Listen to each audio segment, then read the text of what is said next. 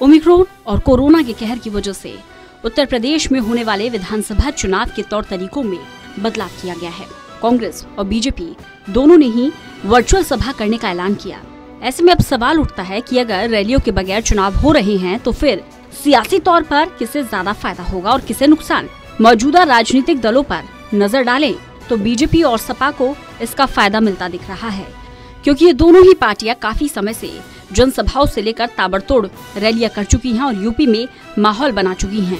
PM Modi, Amit Shah, CM योगी से लेकर अखिलेश यादव तक ने ताबड़तोड़ रैलियां की। ठीक इसके उलट बीएसपी प्रमुख मायावती अब तक रैलियों और जनसभाओं से दूर रही।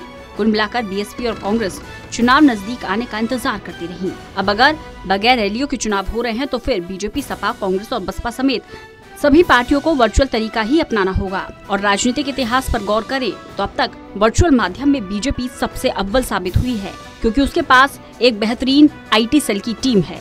दरअसल उत्तर प्रदेश चुनाव को लेकर अब तक की तैयारियों पर नजर डालें तो बीजेपी और सपा सबसे ज्यादा जमीन पर दिखाई दे रही है। चुनावी बंदिशें लगे उससे पहले ही जन विश्वास यात्रा के रूप में बीजेपी ने समय रहते ही अपनी सबसे बड़ी रणनीति को अंजाम दे दिया है। यूपी के 6 क्षेत्रों में बीजेपी की जन विश्वास यात्रा पूरी हो चुकी है। इन जन विश्वास यात्राओं के जरिए अमित शाह से लेकर जेपी नड्डा और तमाम केंद्रीय मंत्री उत्तर प्रदेश में बीजेपी के लिए वोट मांगने उतर चुके हैं। इस तरह बीजेपी का चुनावी अभियान अन्य पार्टियों के मुकाबले ज्यादा चला है।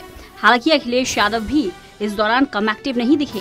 अखिलेश यादव भी लगातार रैलियां और रोड शो करते रहे, मगर जिस तरह से बीजेपी के शीर्ष नेतृत्व से लेकर जमीनी स्तर के कार्यकर्ताओं की पूरी फौज यूपी में दिखी, उसके मुकाबले सपा, बसपा और कांग्रेस को अभी और मेहनत की जरूरत है।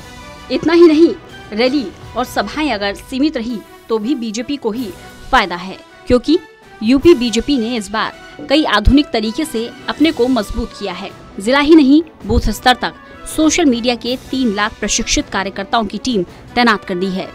बीजेपी आईटी सेल का दावा है कि 3 लाख से ज्यादा प्रशिक्षित कार्यकर्ताओं की टीम तैयार है। बीजेपी प्रदेश कार्यालय में सोशल मीडिया सेल में वॉर रूम बनके तैयार हो चुका है। यही नहीं, सभी जिला कार्यालयों में वर्चुअल रैली का सेटअप तैयार हो गया है। यूपी में विधानसभा चुनाव को फतेह करने की तैयारियों में जुटी बीजेपी अब डिजिटल रैलियां करने का निर्णय ले चुकी है। पार्टी के निर्देश पर UP BJP social media cell ने 1.5 लाख लोगों की ई रैली की तैयारियां कर ली हैं।